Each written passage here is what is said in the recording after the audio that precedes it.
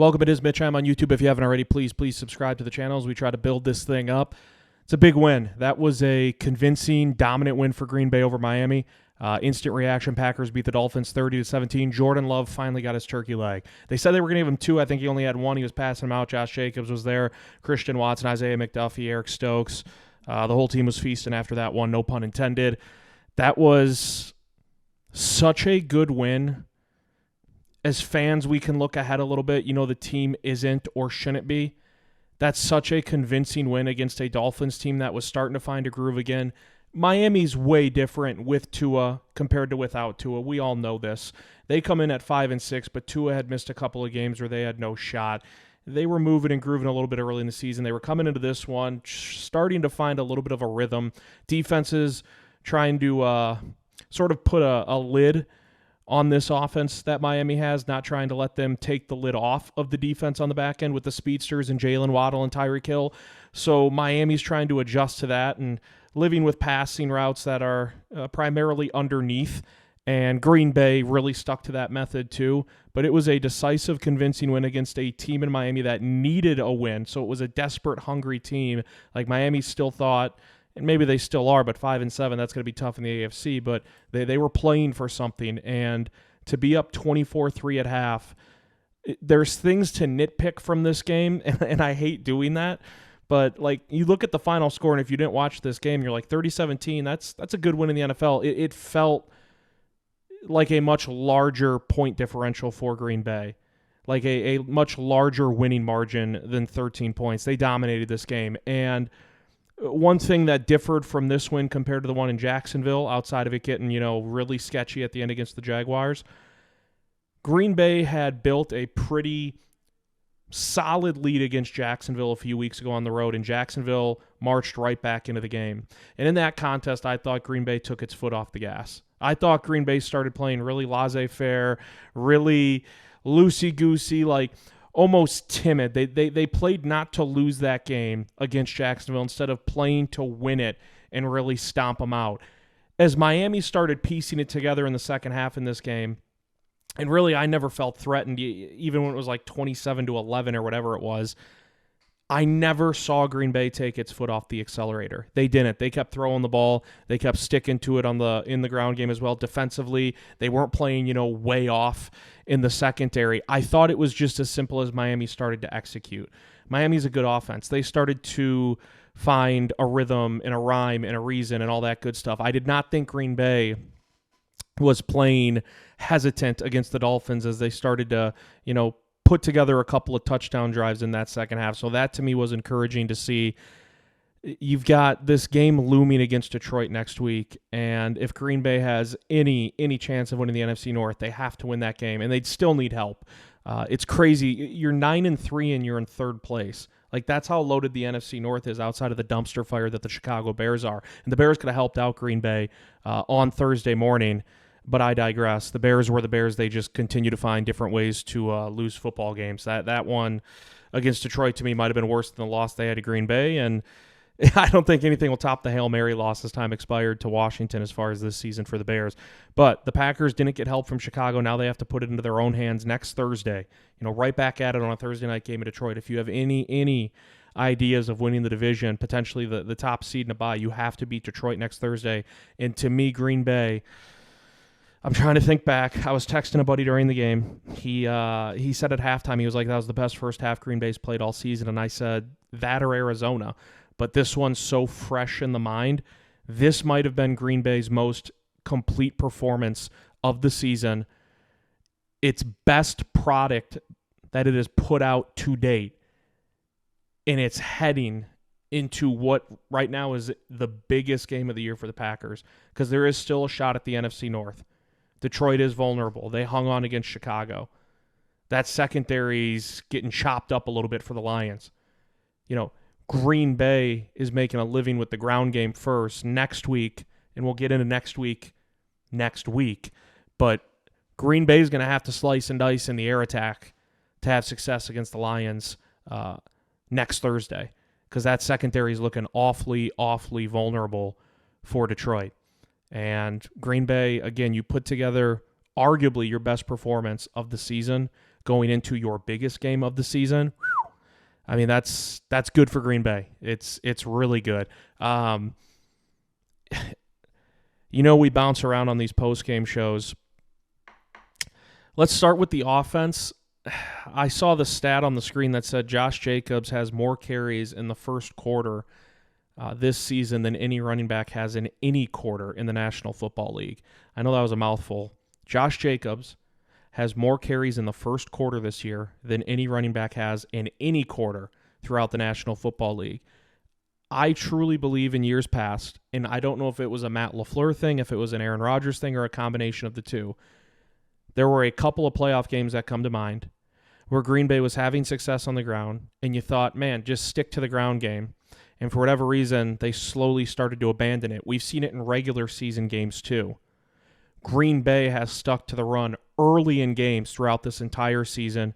Josh Jacobs has proved to be an incredible free agent signing by Goody and company, along, of course, with the X-Man on defense. Two just phenomenal free agent scoop-ups for the Packers.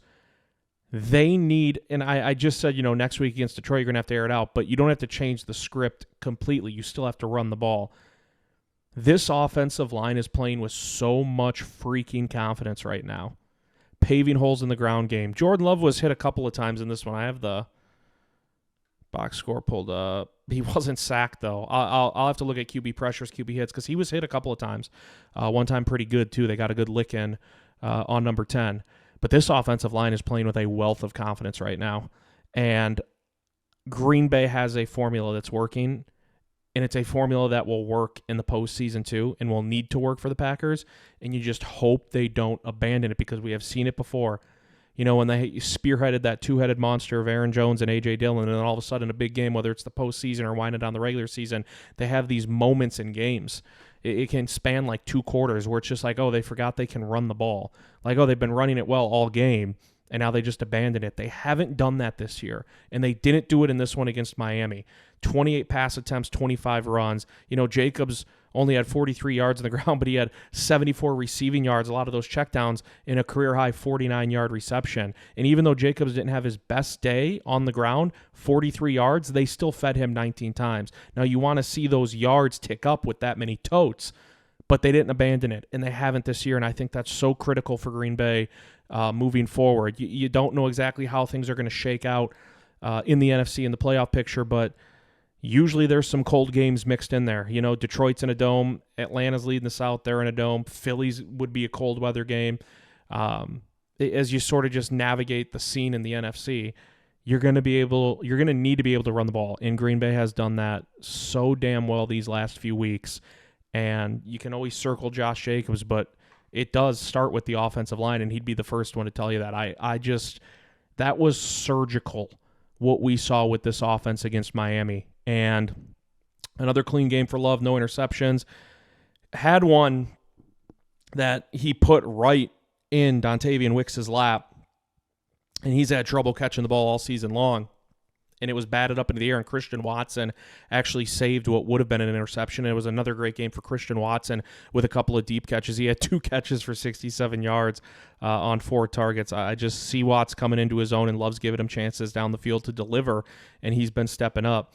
But a clean game from Love. He's threading the needle. There were a couple that I don't know if they'll go down as interceptable passes, but just really, really slicing and dicing, and Matt LaFleur is just cooking right now. He really is. It seems like he is pushing all the right buttons. The offense is working as a cohesive group. It was all on display in this game against the Dolphins. I feel so damn good about where this offense is at right now. And I feel like we hear this a lot in baseball, because it can be so individualized, pitcher versus batter, starting pitcher finding a rhythm.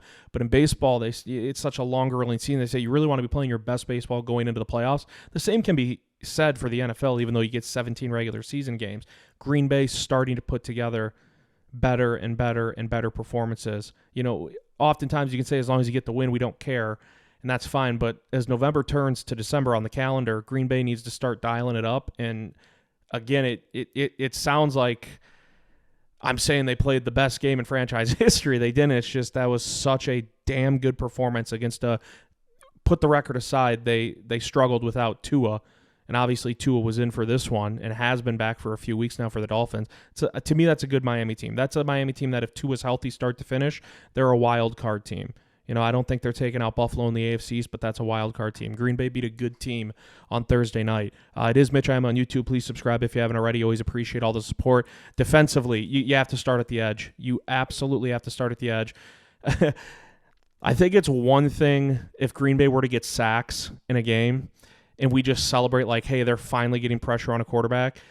The cherry on top in this one against Miami was that it came from spots that we have been desperately waiting to see come to fruition and come to the light for the Packers. Kenny Clark, of all freaking people, had 0 sacks entering this game. He got 1. Lucas Van Ness had a sack and 2 TFLs. Kingsley Enagbare had a sack off the edge. Green Bay was getting consistent pressure on Tua all night long. Again, I don't have the pressures and the QB hits, but they were flying around. Green Bay was playing downhill on defense. Green Bay was playing downhill on defense against a team that has Jalen Waddle and Tyreek Hill. Think about that. And what Achane, the running back, he's a speedster too. Raheem Mostert, I know he's getting up there in age, but he's a burner. He can fly. Green Bay was the team playing downhill and aggressive and not playing passive and hesitant. And I'm not saying Miami was, but Green Bay's defense was dictating things on the field when Miami had the ball. That was so good to see. And we're seeing, and I know sacks don't always tell the story, but it is good to see the guys who haven't been getting them that we've been waiting for on that side of the ball for Jeff Hafley's group step up almost all at once in this one. Enagbare, I said, had 1. Lucas Van Ness had 1. Kenny Clark had 1. Rashawn Gary was pretty damn close on a couple. He helped clean up a couple of them, but wasn't awarded with a sack. Who else got in there? Quay Walker had 1. What's going on with Quay Walker? What's going on with Quay Walker? I would say, what do you think, like 95% of the fan base was ready to write off Quay Walker 2 weeks ago, 3 weeks ago. Like, I would say 95% of the fan base was like, Green Bay shouldn't even sniff picking up his 5th-year option. It's not working out. It's not going to work out. I don't have the answer. I don't even really have – I'm not even going to try to guess because I just flat out don't know. The last 2 weeks, Quay Walker has been phenomenal. I don't know if the light bulb's just all of a sudden going on. It'd be strange for that to happen just based off, how many years he's been in the NFL. It's not a real long time, but he's been in the NFL for a few years now. He's been a starter for Green Bay for a few years now. It's a different system with Jeff Hafley. We were hoping he would be unleashed. We didn't see it for damn near half a season. And these last 2 weeks, you can despise Quay Walker on the field all you want because he's been a headache for you to watch and the frustrations for a guy who's super athletic and you see so many intangibles but just can't put it together. No one can deny the last 2 weeks. I don't know what's going on. But if Quay Walker has all of a sudden figured it out, this defense absolutely gets to another level. That's your green dot. It's your middle linebacker. That's your first-round pick out of Georgia a few years ago. And he's been really, really good the last 2 weeks. Like, I'm watching a player, and again, I don't know what it is. Because had he done this at the beginning of the season, I would have said, oh, it's the scheme. It's the defensive coordinator. He's figuring it out because he's comfortable in Jeff Hafley's scheme and Hafley's helping him along the way. But Quay Walker, point blank matter of fact, was not good at the beginning of the year, was not good at the midway point. Now, all of a sudden, the last 2 games, again, I don't know what's going on, but it's been awesome to see. And I hope that we are seeing a guy where the light bulb's finally on permanently. But I don't know how realistic that is. I don't know if this is a flash in the pan little stretch or if it is a player who truly is starting to get comfortable and figure it out. You know how in the NBA, I feel like this is more in the NBA than even the NFL. Rookies will always be asked, like, hey, like a month into the season, and this is so frequent. A month into the season, they'll always ask NBA rookies, hey, what's the biggest difference you're seeing from, whether it's the G League or coming over from college, or even if you're overseas in the Euro leagues before you come to the NBA. Mostly it's college players or G League players. They'll be asked, what's been the biggest difference adjusting college to the NBA? And they'll all say speed. they'll say the game is it's moving fast. And it might be like, that's weird that it seems like that because, you watch a college basketball game, you watch an NBA game. Obviously, you can see the differences from that perspective, but it's so drastic and so dramatic, such a difference from college to the NBA. And in the NFL, it can be true too, and it is true. And you ask some of these rookies in the NBA in their second, third year, and they say, man, you're starting to figure it out, and they'll say the game is slowing down. I am hoping the game is slowing down for Quay Walker because a lot of his issues seem to be, between the ears, where it's not his fault, but he's trying to process a million different things at once, where if you can condense that for him, it's going to make his life a hell of a lot easier, and it's going to have a ripple effect on the defense because he is a key part of how this defense functions when he's going correctly. And the last 2 weeks for Quay Walker, I'm stoked that Kenny Clark got his first sack. I'm elated that Lucas Van Ness and Kingsley Enagbare both hit home in the same game. Quay Walker is a big piece of this puzzle if he has figured it out, and I don't know if he has, but the last 2 games, that's a different player. It's not like, there's blown assignments by the offense and he's just taking advantage of it. No, he's making plays. And I hope Quay Walker has had that switch flip. I hope. That'd be, unbelievably massive for this defense. He had a big play on that goal line stand. What was it? It wasn't 30-17, was it? No. It wasn't 30-17. It was 27-11. I think it was when it was 27-11, like 8 minutes left. Yeah, it was 27-11. 27-11, so technically a 2-possession game. Miami goes right down the field, and they had it first and goal, like the 3, was it? The 4? I don't know. But Green Bay got a goal line stand. Quay Walker had a huge play there, and I did smile for one reason. Green Bay's defense made a goal line stand, and Joe Barry was on the opposite sideline. That's a bit poetic. Joe Barry's defense is for Green Bay that never made goal line stands, and Green Bay made one against the Dolphins, against a very crafty offense with Coach McDaniel. And they made a stop with Joe Barry on the other sideline. I thought that was a bit poetic, and Quay Walker had a big play in that stretch for the Packers, and I thought, you talk about this offense humming, and it feeds off of what I just said. I'm not bouncing around too much for you. At least I hope I'm not. The defense makes that goal line stand. It's 27-11 with 7 minutes left. They're backed up inside their own 2, I believe, right? 2-3 yard line, somewhere right around there. And they go right down the field, take off a lot of the clock, and get a field goal to really put the game out of reach, permanently, to make it 30-11. That's an offense that's humming. That's an offense that is really, really feeling itself right now, going into, again, a big one against Detroit. It is Mitch M on YouTube. Please subscribe if you haven't already. Packers take out the Dolphins 30-17 on Thanksgiving night, giving you instant reaction. I'm not going to finish with this. We'll sandwich it between all the good. But there are mistakes that they're the dumb mistakes. I can live with mistakes. Every team makes them. It's the dumb ones for Green Bay.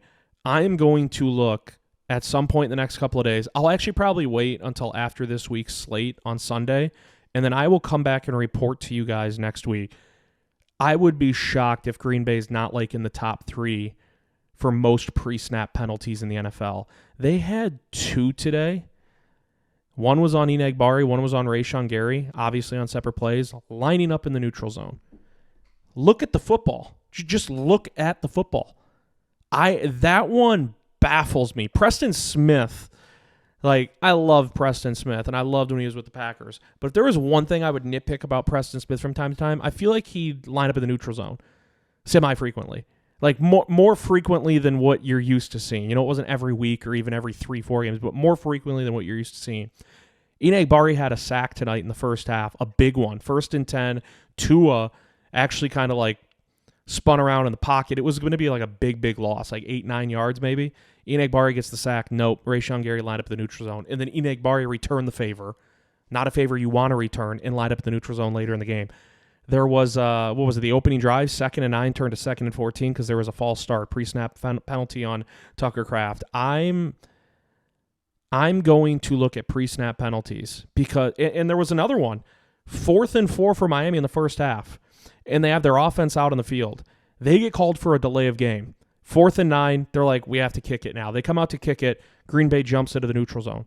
pre-snap penalty. 4th and 4, Dolphins go for it, get down to like the 10-yard line, and then thankfully Green Bay's defense was still bend, don't break, and held them to a field goal. But the amount of pre-snap penalties, it just screams. I'm not going to say Green Bay's an undisciplined team, but those are the ones where it's like, my God, like Elton Jenkins got called for a personal foul in the fourth quarter.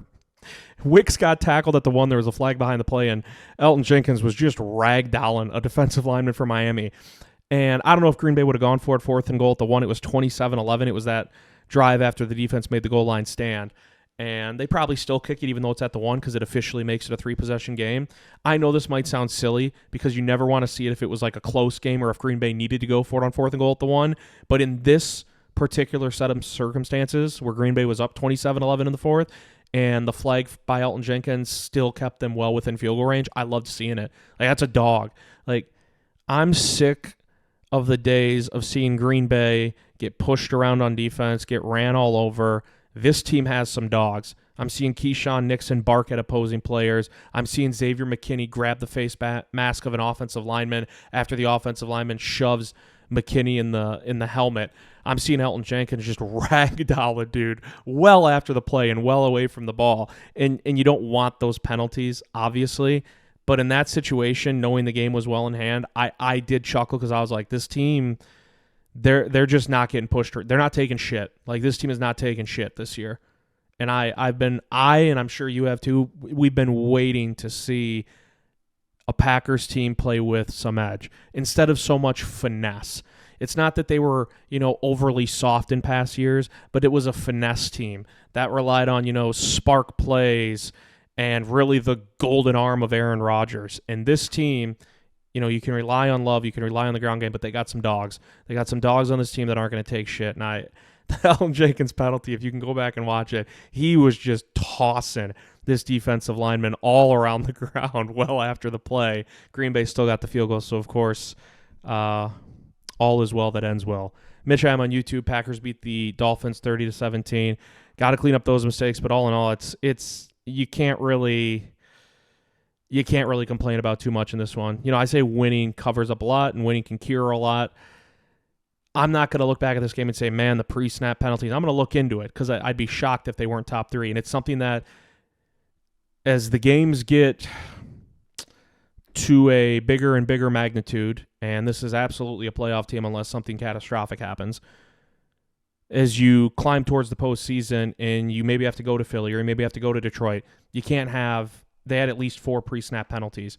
The one on the field goal attempt, the 2 where you lined up the neutral zone, the false start by Tucker Kraft. I'm sure there were a few more than that. A couple more false starts maybe. I don't know, but you got to clean it up. But I'm not going to look back at this game with any other thoughts than Green Bay dominated the Miami Dolphins, took care of business on a national stage, and they're playing some of their best football going to Detroit next week. We'll have plenty more videos. I don't know about this weekend, but throughout next week, it's the weird schedule. They play on Thursday. Now they play next Thursday again.